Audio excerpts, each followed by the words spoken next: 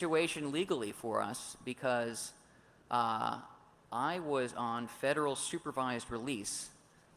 People not familiar with the federal prison system is back in '87, I think the federal government did away with, at the behest of Congress, did away completely with parole. There is no parole in the federal system. You serve your entire time or all but a little bit less for good time behavior, whatever. What is it, like 10%? Something like that. They have some formula and they rewards and whatever. But it's basically you serve your whole sentence. And then on top of that, you get a whole second parallel sentence or serial sentence on top of that of several years under federal supervised release, which is exactly the same as parole. So, but it's not parole. So it's basically like getting two sentences. Like, yeah, so it's a weird thing. They like to throw this extra stuff in there. So I had 3 years of federal supervised release after my release. And how about you? I did as well. And the thing that was funny at Beyond Hope is that while we were scheduled to be on the same panel, technically and legally we're not allowed to associate with each other because one of the conditions of being on supervised release is that you're not supposed to associate with a known felon. And since we both were, we are actually on stage with a divider, a partition between us. We literally had a big piece of poster board between us so we couldn't see each other. Right. And what gave me the idea of doing that, I was talking with Emmanuel. I remember I forget who the head of Sinn Féin was in the UK, where they have this crazy law, UK broadcasting law, that you can't air the words of anyone who was in the British terrorist organization, Sinn Féin. So they said. So they would have these lip syncers read the words that they would have this head of Sinn Féin on TV in a news interview or something, but not his voice. Then have somebody just lip sync the words. And I just thought it was so ludicrous. We'd have to do something similar to that. So we put this board up between us, so we couldn't see each other and we couldn't talk to each other on the panel. But if I wanted to ask a question of Mark, like, oh, what about that? Did it happen to you, Mark? I would ask Emmanuel, like, well, I wonder if this ever happened to Mark, Emmanuel. Has he told you? And then he would respond. To go through a moderator. It was like this ludicrous jumping through hoops kind of thing we had to go through just for rules that we couldn't talk to each other. So it's a good thing we didn't talk to each other that day. Yeah, we would have been in big trouble. But this panel today is basically coming full circle nearly 10 years later now. And I mean, that's ancient history. And we thought it would be really cool to revisit the original panel now that we are allowed to associate with each other. Why don't we give a little summary about how we got into that predicament in the first place? Well, your case was first. Yeah. Okay. So I guess I'll begin in the beginning. And I should say, ironically, I basically helped take Mark to prison. Yeah. in a bizarre way. We'll get into that part of it, but. Yes, How did you get into your jam? Well, I was involved with a couple of hacker groups back in the 80s, Legion of Doom and Masters of Deception. Make a long story short, we were extremely proficient at getting access to just about anything. We got into a lot of phone companies throughout the country, telephone switches and so on. We were in a lot of packet data networks, a lot of X25 stuff. This is really before anyone was even bothering with internet. There was no World Wide Web. There was none of that. It was a much more simpler time. Everything was pretty much on dial-up. Well, make a long story short again, we ultimately got into enough trouble with the government that we had become very high profile up until the late 80s, early 90s. A number of us, myself included, were doing a lot of interviews. Our personal identity was pretty much known at that point. So, I mean, really, if the government wanted to catch us in the act of doing something, it was certainly possible for them to do so. And I guess they really seized upon the opportunity. In 1990 and 91, several of us had been raided by both the Secret Service and the FBI for charges including conspiracy to commit wire fraud, computer trespass, and things of that nature. While I myself personally was not implicated in any major way in the indictment itself, I only had maybe 2 or 3 counts against me, while there were others in the indictment that maybe had 20 or more counts. I was really one of the more higher profile people that was indicted by the government. And so the government seized upon the opportunity to use that to their own advantage to get a lot of publicity as far as what they considered to be proficiency in tracking down and prosecuting hackers. Unfortunately for them, I think it really backfired because the media really didn't identify with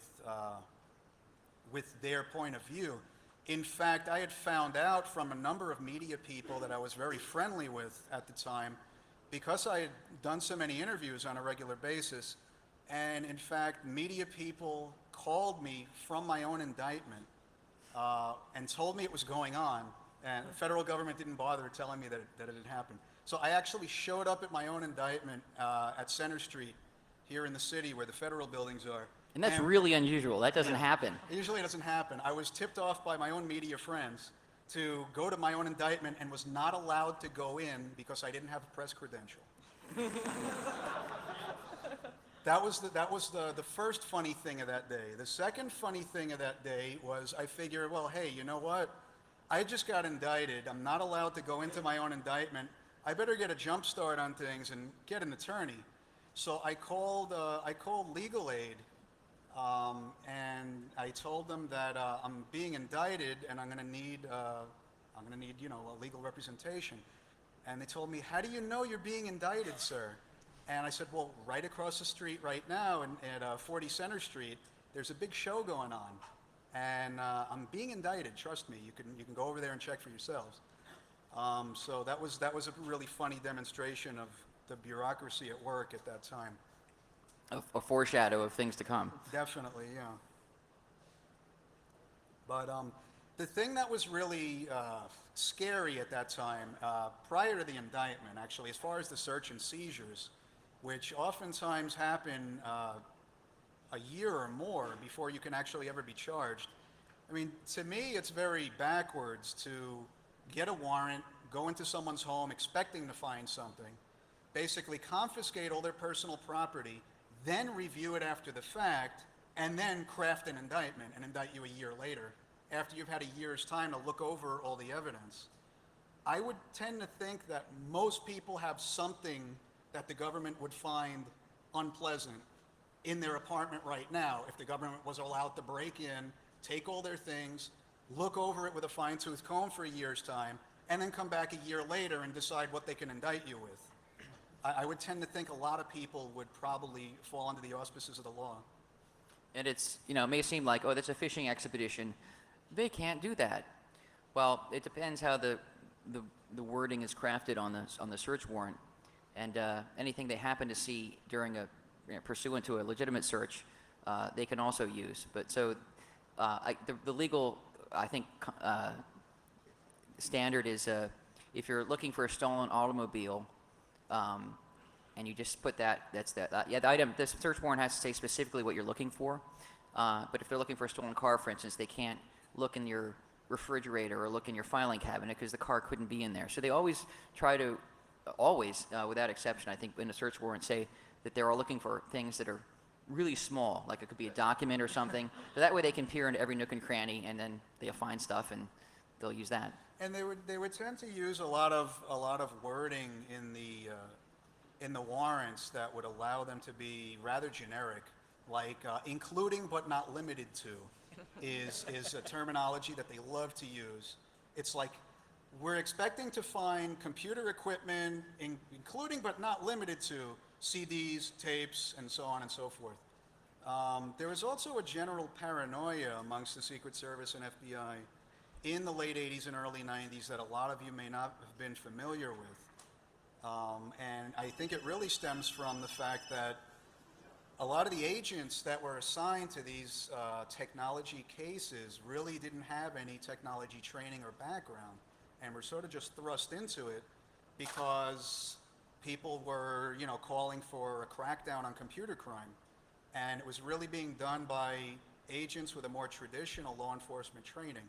So they would really arrive on the scene not really understanding even what a computer was, and, being really paranoid and asking you questions. What's this? What's that? What's this? What's that? And, and not believing the answer that you would give. Like, what's that? Oh, it's my telephone answering machine. What does it do? They were extremely paranoid that way. And I think you have some interesting, funny anecdotes about that, about them accusing you of things that were in your house. Oh yeah. Well, I get into that a little bit more in my case, but they would it was not that there is a lot of paranoia, but it's not that they would just maybe out of ignorance describe things that were found in your apartment as something that wasn't. Like the answer machine could have been some, they could say it was some illegal thing. That'd be hard to do. But if it's something they don't know what it is, they're more likely to describe it. If they're due to their own technical ignorance, they may not describe it as what it is and describe it as something that would be particularly damaging. For instance, I had an EEPROM burner because I did electronics experimenting, building projects, and so forth. And I also had some clients where I'd burn custom EEPROMs in their BIOS chips, so on their motherboard's BIOS chips, it would boot up with their company's name on it, which couldn't be erased off the hard drive. And they described this as a cellular clone chip adapter thingy, which it wasn't electrically or mechanically capable of programming the type of chips that were used in cell phones to store electronic serial numbers. But that's an example of, a lot of times I wasn't sure whether it was just out of technical ignorance or they just intentionally described something as damaging when it wasn't. Well, it could also be the type of rushed training that a lot of these guys were getting. It's like a lot of them were aware that cell phone cloning is, a really big crime and costs millions of dollars every year, and it's been going on since the very early 80s. So in their training, they're going to be thinking, okay, how do people clone cell phones? With an EEPROM programmer. What did they find in Ed's house? An EEPROM programmer. He must have been cloning phones. Logically, this is how the law enforcement mind works.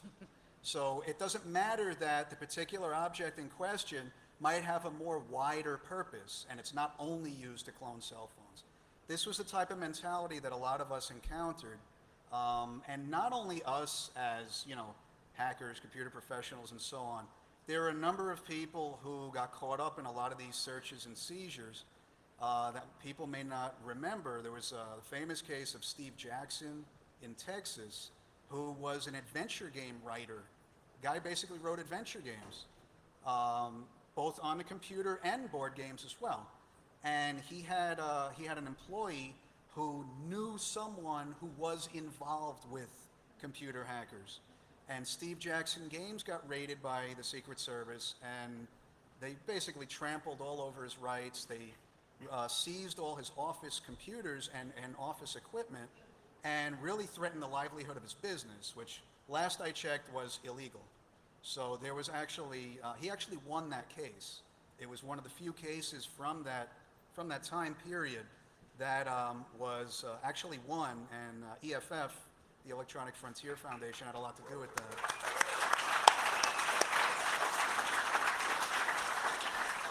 And if I recall, the federal judge that heard that case just really ripped into the Secret Service for their gross mishandling and gross illegal mishandling of that case. It was a rare moment, but we'll take it as a victory. We'll take it where we can find them. And there was something I was going to say about the finding of evidence that's not necessarily what it is. There are examples in your case, maybe things were described as something they really aren't, but what do you do about that? I mean, the only thing you can do is say, no, it's not that. Yeah. And they'll say, yes, it is. And you have to basically prove all this stuff as false, and it's really hard to do because they come up with this stuff sometimes at the last minute or whatever. And what are you supposed to be prepared with a room full of expert witnesses on every particular topic that you could use to combat the credibility of their witnesses who will say, yes, it was something that could be used for this when it couldn't. It's a bizarre world where it's kind of like Alice in Wonderland, where you have these false statements made that the general public and the judge and jury aren't going to understand that this is not something that they say it is. And all you can say is, no, it isn't. And who are they going to believe? Well, it's sort of like the Queen in Through the Looking Glass. The Queen basically has the final say, and there's no arguing with the Queen. But the problem is that they tend to simply take anything and everything that looks electronic because they don't want to risk leaving anything behind and find out that they lost their case because they didn't take something. So anything that's battery powered or plugged into the wall, at least in my case, was taken. Ironically, the funny thing was probably about maybe, I'd say about a year after I was released from prison, within a year's time, I was contacted to come and pick up any and all property that they still had that they had seized. And they said it was in the evidence warehouse, and if I didn't come and pick it up, they were going to throw it away. And so I'm thinking, wow, all my property was so threatening to national security that they're going to throw it in the garbage if I don't come and pick it up within the next day. So that was kind of, that was a real reality check for me as far as like, you know, what a farce the whole thing was. It's like, you know, things are relevant in the moment as long as, you know, the paranoia factor is running high. As soon as they realized that what they took really didn't amount to anything, and it was really just, you know, they were preparing themselves for a show trial, really. It was just going to be a whole big song and dance for them to drum up a lot of publicity. As some people may be familiar, what ended up ultimately happening is even after I prepared for trial for about a year, one by one, everyone that I was involved with decided to plea bargain. The problem with that is that at the point where you're the only one left, there's not too many ways to maneuver legally. And, you know, despite the fact that I had 3 extremely competent attorneys, I have no complaints about that, who actually the EFF helped me to get. The EFF provided a lot of assistance all throughout my legal problems, which I'm grateful for to this day.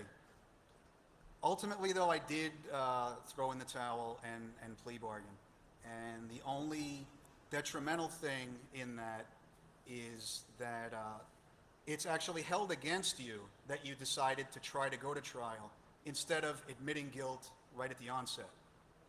And there's like a serious problem with that, at least, you know, in my book. It's like if you want to be given the chance to prove that, you know, you didn't do what they're saying you did, you should have that chance, and it shouldn't be counted against you in any way. But unfortunately it was. So I did receive one of the harsher sentences of a year and a day, 600 hours community service, and 3 years supervised release. And it's not a sour grapes kind of thing, but it's ironic that a lot of people in these kinds of cases who may have been more, or there's several co-defendants, where some co-defendants may be more culpable than others, they happen to snitch or call whatever you want, roll over on their friends, former friends, whatever. Their sentences may end up being significantly less than their friends, even though they were more culpable in any actions. Did you run into that situation? Yeah, actually, yeah. There were, as I said before, a lot of the other people that were in the indictment had a lot more charges against them than I did. Really, the feds focused on me more because I was much more of a high-profile character. People really knew me from doing interviews. I had appeared in lots of newspapers and magazines and television and radio and every single form of media you can imagine. And bearing in mind, this is all before the web. So we're talking like very traditional media. So, you know, mom and pop was familiar with seeing me on TV from time to time, or, you know, in the New York Times or the Washington Post. So it was a really high-profile opportunity for the federal government to pursue and convict me. Fortunately for me, it worked against them because, as I was saying, the media really sided with me because they didn't really see where the threat was. They were aware, obviously, as everyone was, that yes, I was breaking into computers, which by the letter of the law was, in fact, illegal.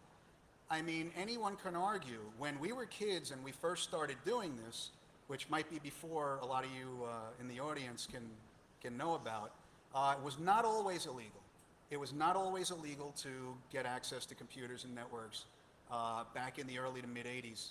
At some point, I think it was around 1986, it became illegal, but it was never really tested. It wasn't really enforced.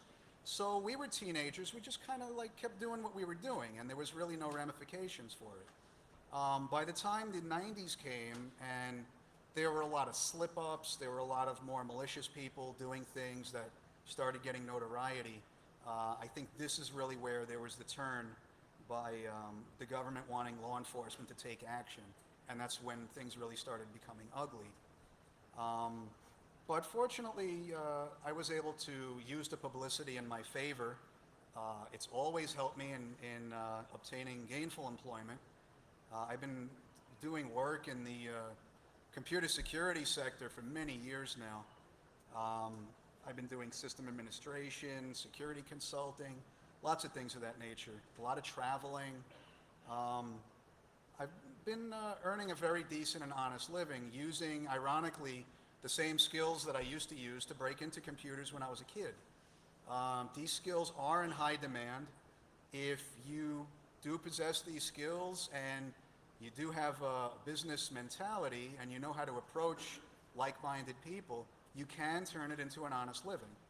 So, you know, if you're a young hacker type in the audience and you're thinking, you know, one day you are going to want to do something professional. You might not be considering it now, but there's no better thing to do than to earn money legally for the things that you're good at.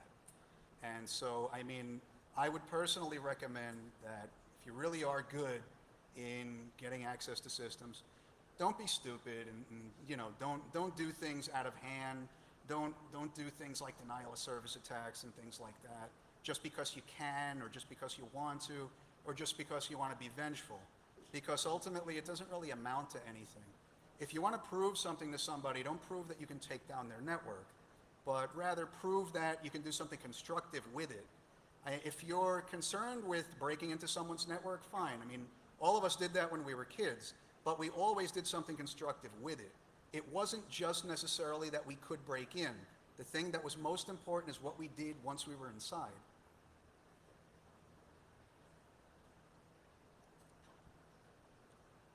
Which in many cases wasn't even malicious. It doesn't matter. It doesn't really matter whether the intent to there's intent to damage data or whatever. And in fact, it was alleged in your indictment, I believe, that you destroyed a computer or destroyed a file. Yeah, it was actually one of the things was Southwestern Bell alleged that I'd caused, I forgot, $40,000 worth of damage, and it was really the amount of money that they paid security consultants to come in and look over everything, which is oftentimes what they do when they tally the dollar figure for what they consider to be damage. It's not really damage to anything. It's what it costs them to try to get you out of their system. So, I mean, that's the most arguable thing that your attorney can do, I'm sorry, it's the biggest argument that your attorney can make should you get into legal trouble. There was actually a very famous case that happened back in the early 90s. Craig Neidorf, who was a publisher of Frack, was an online hacker magazine. He was passed a document that somebody downloaded off an internal phone company system, a very boring and bureaucratic document that involved the enhanced 911 service.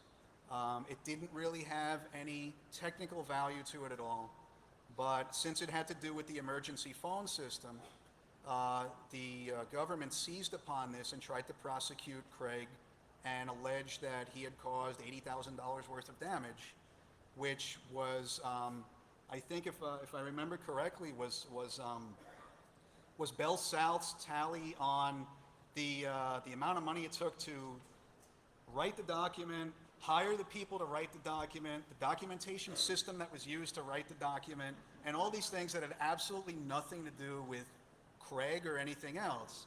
And it dragged on for a long time, this particular case, but ultimately it was dismissed because it was just completely stupid. And because it turned out that that document was readily available for sale by Bell South for a nominal fee. Yeah, well, for like, I think, $12. Yeah, like something crazy like that. For about what it would cost to have it FedEx to you, you know, it just... Yeah. So, it just goes to show that this stuff can be wildly blown out of proportion, and often is, sometimes out of ignorance, sometimes out of malice, sometimes out of they just want to win a case. It's not so much about the justice aspect. One of the hardest things for me to learn going through my experience was that accepting the fact that, the judicial system isn't necessarily about justice. It's about winning the case. And ways we are used to thinking, where logic, common sense, fairness, justice, what are these things that are ideals that we tend to think along those lines, not only don't they really apply, they're not even part of the equation in many cases when it comes to these cases, because the government wants to win the case. And they often will just say or do what they must to do that, to win. And it's an adversarial system, and it's probably one of the better legal systems in the world, but it's an adversarial system, and each side will do what it has to win. But at that time, also, your damages, if they were driven up, correlated directly to the federal sentencing guidelines Yeah. on how much time you'd serve. Kevin had the same thing happen to him, even though he never distributed the source code that he obtained once he got access to Motorola Sun, all these other companies. When they came to assess damages, they determined that the damages were all of the R&D costs that were involved in creating this source code. We're talking millions and millions of dollars, and that is why he served such a long time, because with the federal sentencing guidelines at that time, it was based on the damage amount. They have a chart. It's really worth reading sometime. The United States Sentencing Commission has a chart of guidelines, and they're not really guidelines. They're basically the rules. Judges were basically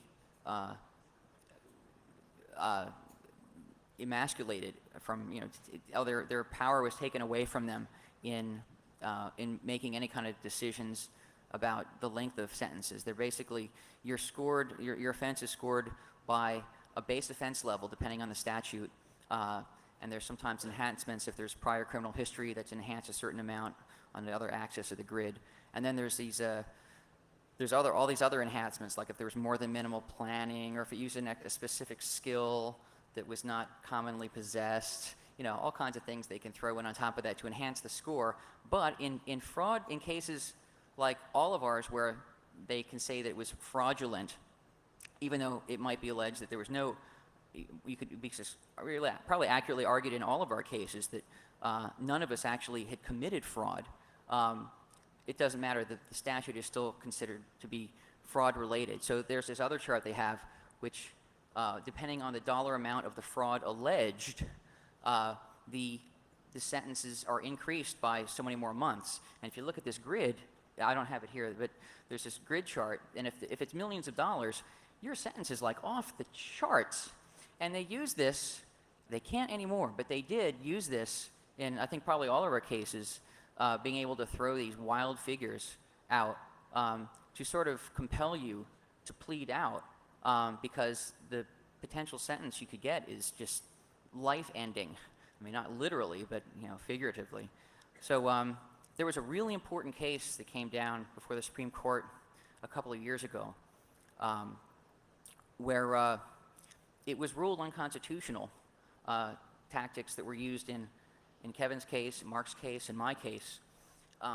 And what it merely amounts to is, in the sentencing phase, well, first of all, in the litigation phase, the government can say to you and your counsel, all right, we're going to use this, this, this, and this. And if we win, we can tell the judge that we also think he did this, this, this, and this, and this. And those also, we think he did this, this, this, and this, don't have to be proven, or didn't have to be proven. There didn't have to be any kind of investigation go on how much fraud or how much dollar loss was actually involved. And at the sentencing stage, the judge can or almost has to by law follow these guidelines to accept verbatim what the prosecution says, the government says, because there's no standard of evidence, there's no standard of proof at the sentencing phase like there is in a trial. So you have this weird, again, Alice in Wonderland situation where you either plead out or you take your chances in trial, and if they win just one count of anything, if it's a multiple count indictment, Then at the sentencing phase, they can throw in all this other stuff you might not have even been charged with. And that stuff, without any real burden of proof from the government, can be used to enhance your sentence to many years. And this uses a legal sledgehammer, I think, up until this was ruled unconstitutional a couple years ago by the Supreme Court. There's a case called Blakely versus Washington. And now it's really turned the system upside down, because now it's really changed how U.S. attorneys can present this stuff to a judge. It's basically the law decided that the Supreme Court ruled that they ruled 5-4 that the Sixth Amendment right to a jury trial prohibits judges from enhancing criminal sentences based on facts other than those decided by the jury or confessed to by the defendant. And that's a real important thing, because that was just used as such a fictitious sledgehammer in so many cases, including ours, that they can't quite get away with that. There's still some things they can wiggle room they have on this, but it's the main reason that the federal government, I think, has I think it's a 97% conviction rate, because you either plead guilty or your life could be over effectively. And people make a deal just because, you know, a year, 5 years, or 10 years, or 20 years may sound better than the rest of your life in prison, which could happen. So critic. Good question, Jen. So did you find in either of your cases that sort of scenario played out? Well, not your case, Darcy, but you're familiar with Kevin's case intimately. So, I mean, I'm sure you ran into that he told you, I'm sure, that was part of the decision-making process. For him, he did plea out as well, and they threatened to put him on the bus and basically put him into years of revolving trials where he, you know, each count. For Kevin, there was a wire fraud, so for each phone call he made, there was going to be a charge. And so they basically came to him and like, either you take this deal, or we're just going to ship you from jurisdiction to jurisdiction and try you on all of these, and he would have ended up with all these consecutive sentences. He'd still be on the bus. Oh, absolutely, absolutely.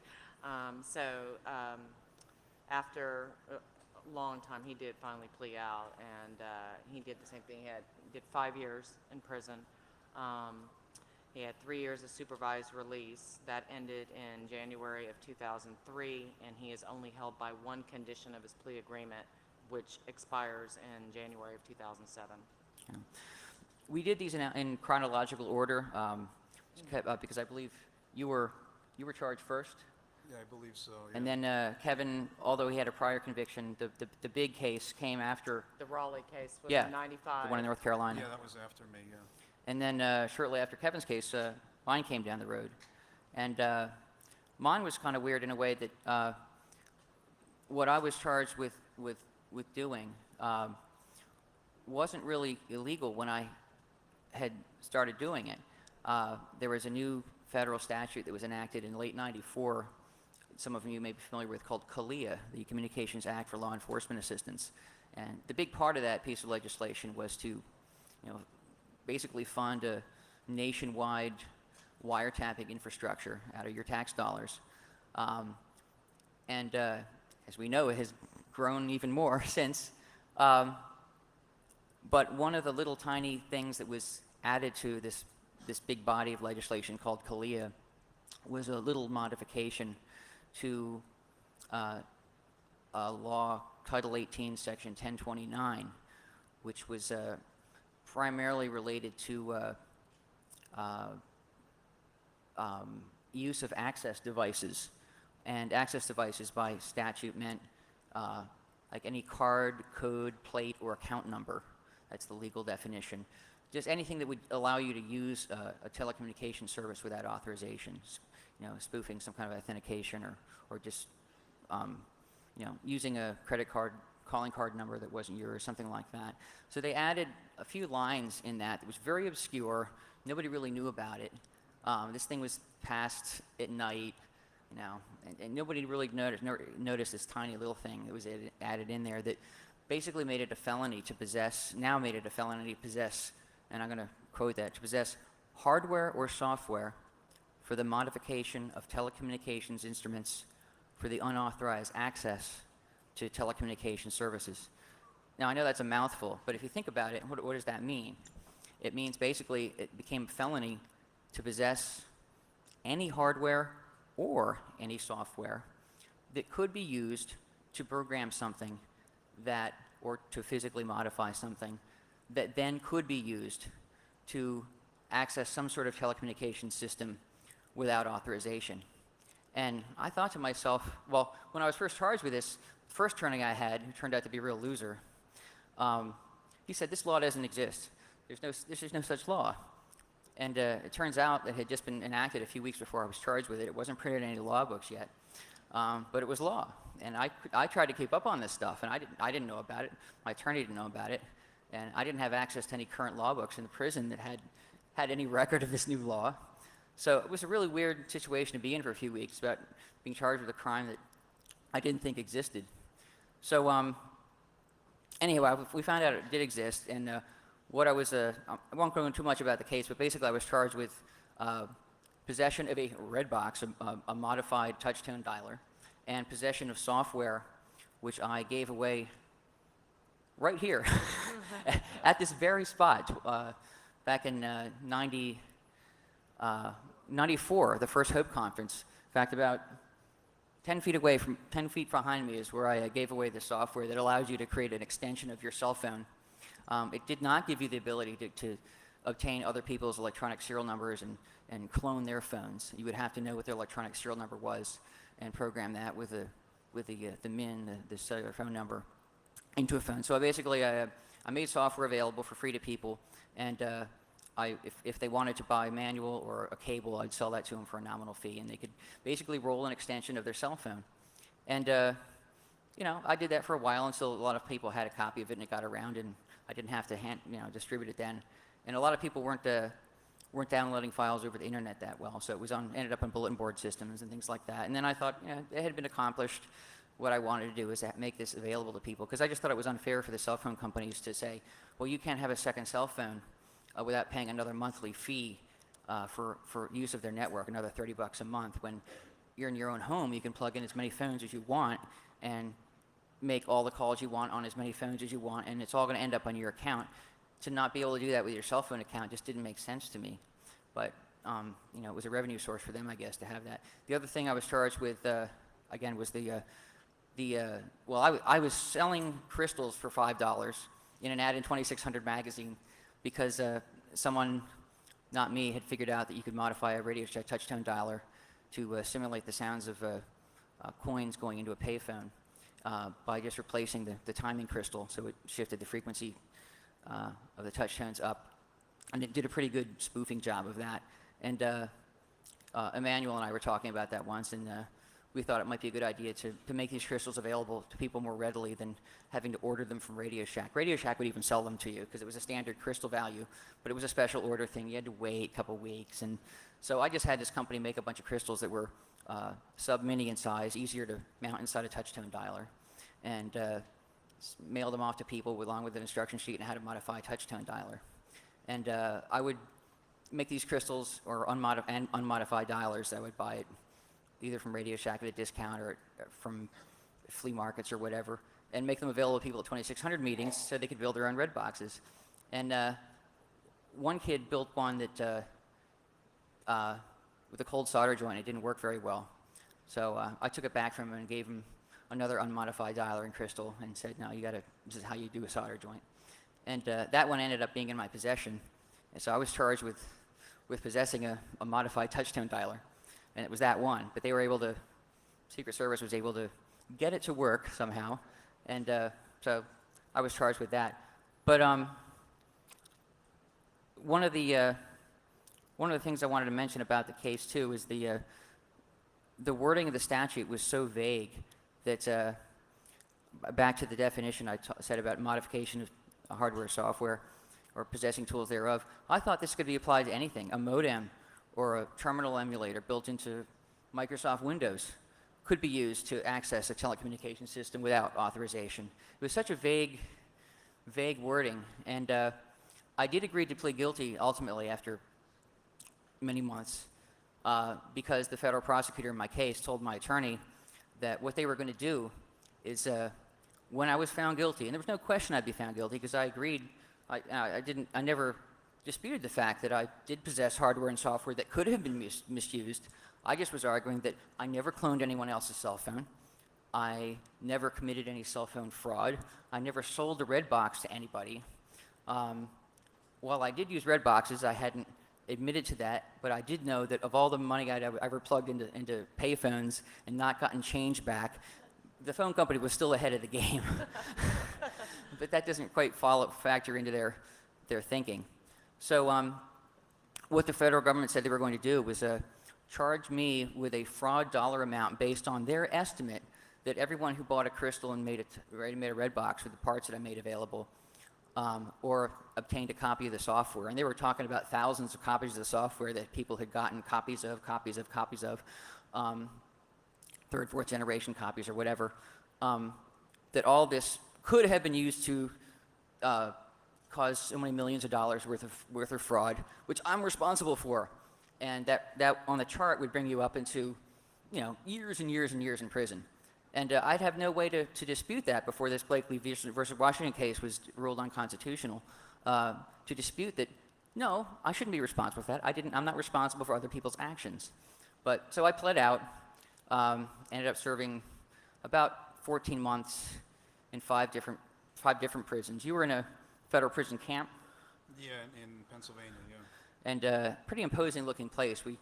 We ended up meeting up with some other friends in Philadelphia, where I live, a few days before you were to report, and we drove up there, and actually there was a crazy blizzard and ice storm. Really bad ice storm. It was really crazy. Yeah, I mean, even though I'm from right here in New York, you could really end up almost anywhere on the East Coast, or even in the Midwest if it's overcrowded. I was basically assigned to go to Pennsylvania, so it's just purely coincidental. So we went and stayed with Ed the weekend before I was supposed to report. We had a great couple 3 days, and he got a couple days stay of execution in his sentence because the roads were so bad. The governor was claiming that nobody can be driving on the road. It's that bad. So we ended up calling the prison from my home and saying, well, I kind of did some social engineering. I said I was his lawyer, and that the governor's saying that people should not be driving in these counties, and that we didn't want to violate the law by going against the governor's order. So we ended up spending a couple extra days all together and having a good time before we checked him in. And we still had to go up through treacherous, icy roads to get there. And it was like the middle of the night when we got there, and there was ice all over the place. And it took us like an hour or two to figure out how to get you into the place, because the place looked like it was shut down. And we got a video of the whole thing. It was like this bizarre, surreal, weird thing trying to get him into prison. Like, we had to really try. Well, we're down to the wire on time. Okay. Do we have time to take some questions? Okay. Yeah, we could take 3 questions. What was prison like? What did you do in prison? What was your daily life like? What was the weekends like? Were you allowed to make phone calls? Were you able to hack the phone calls? Did you play pranks on the guards? That's more than 3 questions, but There you go. but that's I just one can try to question, answer sort them of really general. quickly. For Mark and I had different experiences, but Kevin and I had similar experiences from the standpoint of Mark was aware of the length of his sentence before he went in, before he got locked up. Is that Yeah, right? that's right. So he knew he had light at the end of the tunnel. He knew when he was going to get out. He had a day to look forward to. In Kevin's case and in my case, it was a tunnel with no light at the end, and that's really a psychologically. It has a strong psychological impact when you're literally locked into a cage.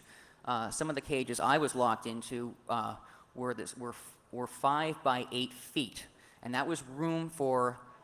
That includes a metal bed, a toilet, and a sink, and a little cabinet to put your toiletries in.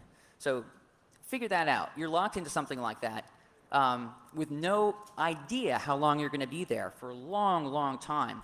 And I think that amounts to torture in a certain amount, but certainly when you're held without bail, as I was and as Kevin was. 4.5 years. Yeah, it's just this is something you would attribute to third world countries, and wouldn't call us political prisoners, but it's the kind of thing you hear about happening in other countries. Like, how can they do that? You know, we couldn't ever do something like that in America. So to answer Captain Crunch's question, Kevin's and my experience, I think, were harrowing from the standpoint of you don't know how long you're going to be there. I also was in the different kinds of prisons in that they were sort of considered maximum security or medium max, where I was in there with murderers and mob bosses and things like that. And you were in a sort of white collar kind of. I was in a minimum security facility, even though some people refer to it as a camp. You're not going to sing songs and roast marshmallows. So yeah, there's none of that going on. And there's no It's not a nice place. Contrary to popular belief, there's no such thing as Camp Fed, where you No. go there and there's tennis courts and That's- swimming pools. That's That was complete created- bullshit. That was created by Hollywood. There's no such thing. Prison is prison.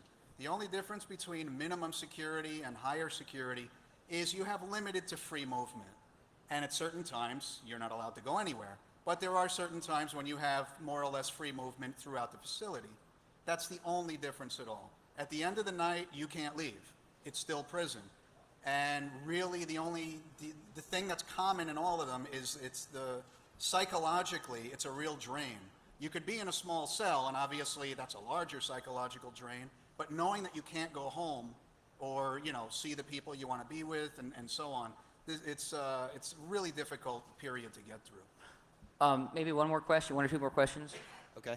I have a question back here. Thanks. I was wondering if you guys were able to seek damages after the ruling came down that no further evidence could be admitted or like used in your sentencing after the trial with the jury.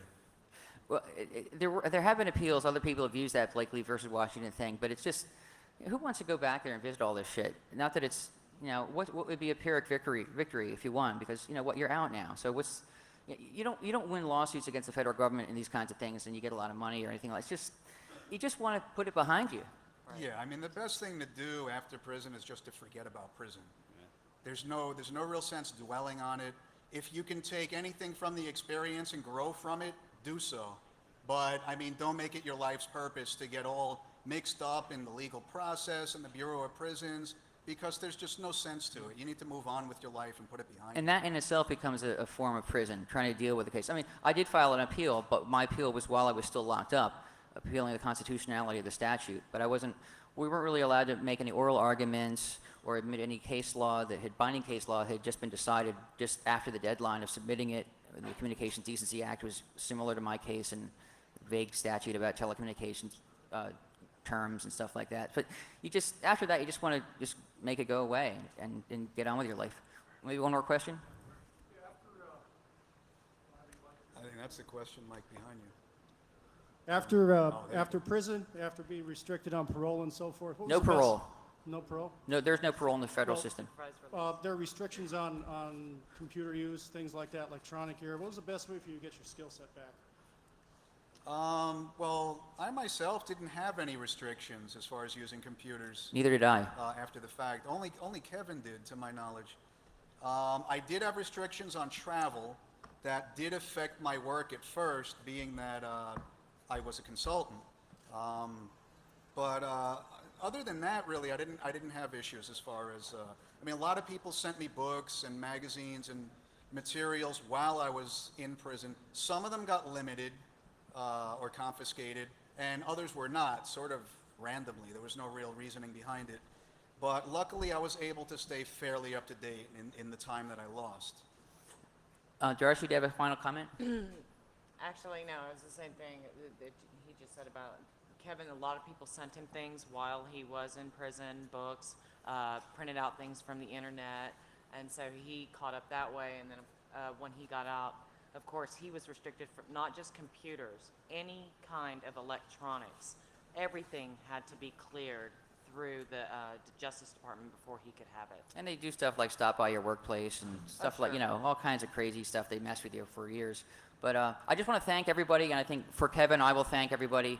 And I think Mark got a lot of I just want to thank everybody who didn't just come here today, I hope, but who sent us letters of support. Yeah, we got and tons of support, all through a very difficult we were all time. very fortunate from a standpoint of we had huge numbers of people who didn't even know us supporting us, and keeping that moral thing going keep that moral support going was extremely important to me. I'm sure to Kevin, and I'm sure to Absolutely. it was Yeah. that's what kept us going. We're really lucky for all you folks to have supported us because most people they don't get that. We just happen to know the right people.